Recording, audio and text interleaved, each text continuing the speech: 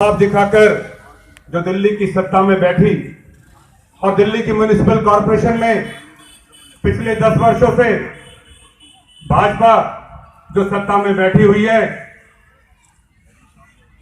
इन वादों को करने के बाद कांग्रेस के शासन में जिस तरह के विकास के कार्यक्रम हुआ करते थे, और हमेशा मैं ये कहूंगा वो और बेहतर होगा कि कांग्रेस पार्टी के रहते हुए जो विकास कार्यक्रम जो हुए वो पार्टी तो करती है, लेकिन पार्टी के अंदर जो शख्स होते हैं जो पीछे खड़े होकर पार्टी को चलाते, पार्टी की पॉलिसियां बनाते, ऐसी सोच के साथ काम करते कि गरीब के साथ मजदूर को रोजगार मिले, उस तरह के लोग आदरणीय सज्जन कुमार जी, आदरणीय बलराम तंवर जी ऐसी सोच के साथ कांग्रेस पार्टी में स्तंभ की तरह हमेशा खड़े रहते हैं।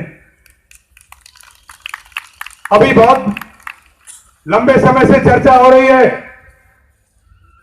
कि विकास कार्य, तो हमारे विधानसभा की यहां पर बात हो रही है कि कांग्रेस के शासन में जो विकास के कार्यक्रम हुए, अगर जो अधूरी सड़क आदरणीय बलराम तंवर जी के समय रह गई, सज्जन कुमार जी, रमेश कुमार जी के समय रह गई, वो सड़क भी आज पुकार रही है कि कहां है वो कांग्रेस के व्यक्ति, कांग्रेस के कहां है वो जीते हुए व्यक्ति। वो सड़क भी आज अधूरी पड़ी हुई है। सोनिया विहार का पानी जहां तक आपने पहुंचाया वहां तक भी वो अधूरा पड़ा हुआ है।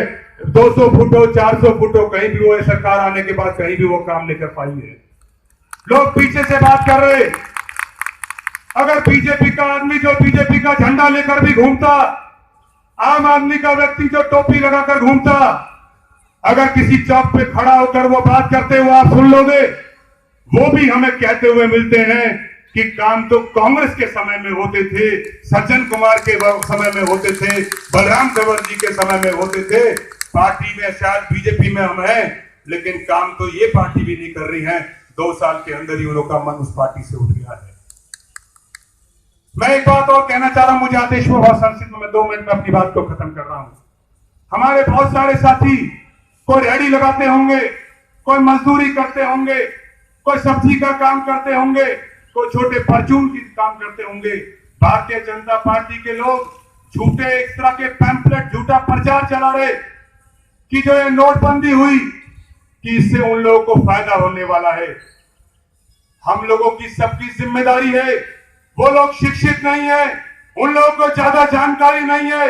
कांग्रेस पार्टी के एक एक सिपाही की जिम्मेदारी है कि उन तक इस बात को बताना है कि हम लोगों ने देखा, आरबीआई कहता, प्रधानमंत्री ये कहते कि बैंक से 24,000 रुपए से ऊपर नहीं निकल सकते, 4,000 रुपए से ज्यादा नहीं निकलते, लेकिन भारतीय जनता पार्टी से जुड़े हुए लोग, उनके घरों के अंदर नए 2-2 करोड़ रुपए मिलते, 7-7 करोड़ रुपए मिलते, 28-28 लाख रुपए मिलते।